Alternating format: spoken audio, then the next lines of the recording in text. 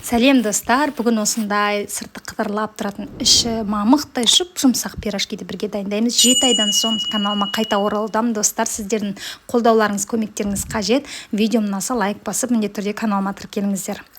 Ең алдымен ыдысымызға жылы суды құйып, үстіне қантымызды, сондай-ақ балғын аштығымызды саламыз және араластырамыз. Аштығы міндетті түрде балғын болуы тиісті. Содан соң електен өткізілген ұнымызды су өзіне қанша мөлшерде ұн алады сонша саламыз.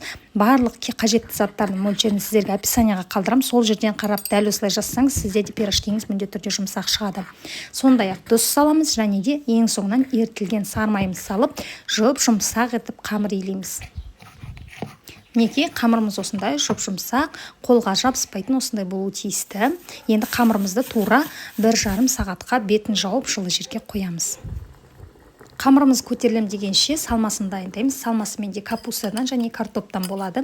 Мінекей картопымызды суға пісіреміз де сары майға жақсылатып тұрып, жуаны қуырып салып және де бұрыш салып, дәміне қарай ұзын салып еземіз.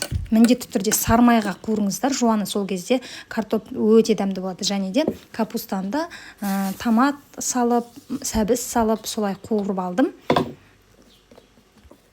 Енді қамырымыз тура 1,5 сағаттан соң осылай әдемі көтеріліп шығады. Осындай жұмсақ қамыр болады. Енді өз қалауларыңызша пирожкиді үлкен не кіші етіп жасасаңыздар болады. Мен орташа көлемде, кейбірін кішірек қылдырып жасадым. Пирожкиді дәл осы видеодағыдай бірнеше бөлікке бөліп, домалатып, беті кеуіп қалмас үшін осылай бетін салафан қалташасымен жауып қойсаңыздар болады. Енді дәл осылай картоппен және капустамен кез келген салмасымен жасай берсеңіз болады. Осы уақытта біз ақырындап майымызды қыздыра береміз. Достар, менің каналымда түрлі видеолар бар. Алдағы уақытта сіздермен түрлі оңай әрі қолжетімді рецепттермен бөлісетін боламын.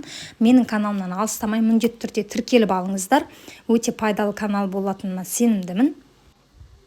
Мінекей осылайша пирожкимізді қызып тұрған майға екі жағы қызарғанша пісіріп аламыз. Осымен біздің жұмсақ, өте дәмді болып шығатын пирожкилеріміз дайын.